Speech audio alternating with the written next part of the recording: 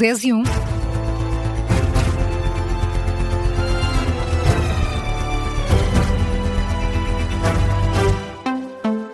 A Ministra do Trabalho diz não reconhecer legitimidade ao PS para fazer críticas ao Governo sobre a reforma da lei laboral. Em entrevista à Rádio Observador, Maria Rosário Palma Ramalho diz também esperar que o Partido Socialista esteja disponível para negociar no Parlamento. Alguns dos destaques da entrevista dada na última hora no Sob Escuta, depois do não da UGT na concertação social, a Ministra do Trabalho fala em 9 meses que não foram de tempo perdido, volta a lamentar a falta de vontade de negociar da Central Sindical, mas com os olhos postos já nas negociações no Parlamento, a Ministra diz esperar vontade do Partido Socialista em dialogar. Na verdade, o Partido Socialista ainda não conhece. Conheceu o anteprojeto, se calhar conheceu algumas versões do acordo que passaram para fora. Quando for aprovada a proposta final, então terá a oportunidade de conhecer. E, portanto, eu esperaria que um partido absolutamente institucional, como é o Partido Socialista, conseguisse apreciar essa proposta quando ela efetivamente lhe chegar à mão, que chegará brevemente. A Ministra do Trabalho diz não perceber a posição que o Partido Socialista tem assumido, deixa por isso críticas, diz mesmo que o PS não tem legitimidade para criticar o Governo. Na verdade, não tenho percebido qual é a argumentação do Partido Socialista. Não tenho percebido, devo dizer. Primeiro, falou num retrocesso civilizacional que de todo em todo está lá.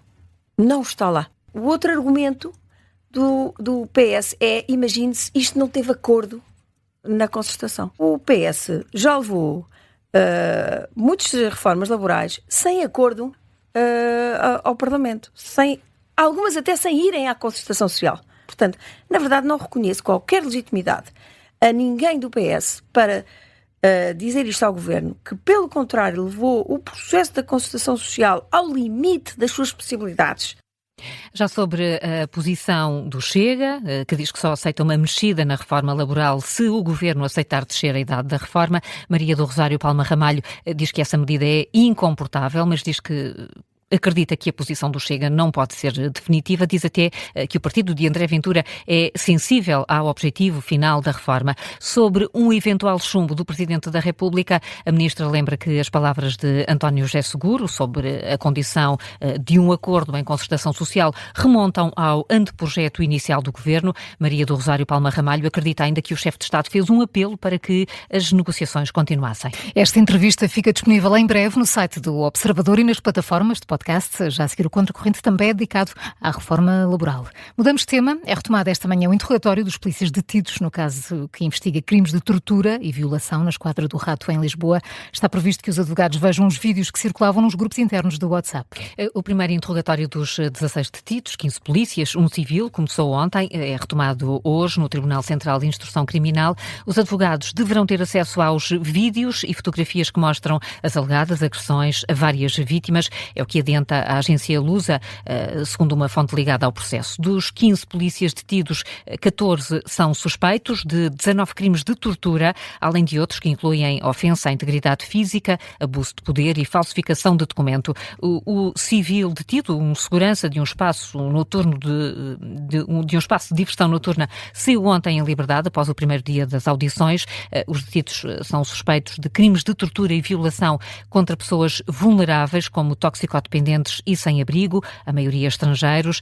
Os crimes terão sido cometidos na Esquadra do Rato. As filmagens eram depois partilhadas em grupos de WhatsApp com dezenas de agentes. Ainda na Justiça, destaque para a Operação Babel. O ex-presidente da Câmara de Gaia, Patrocínio Azevedo, conhece hoje o acórdão mais de um ano depois do início do julgamento. É ele um dos 16 arguidos no processo relacionado com a alegada viciação de normas e instrução de processos de licenciamento urbanísticos em Gaia. Em causa estão crimes como corrupção passiva, prevaricação e participação económica em negócio. A Maria Rego está no Tribunal de Vila Nova de Gaia.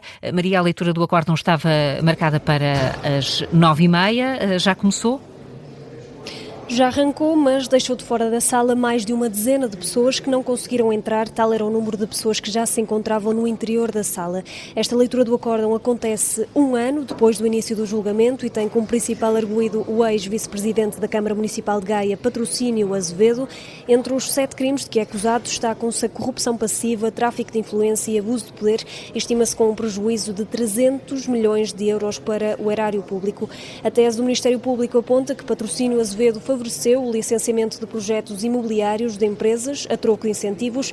Resta agora saber qual será o verdito para o final deste processo, que recebe agora, Carla, a leitura do acórdão no Tribunal de Vila Nova de Gaia.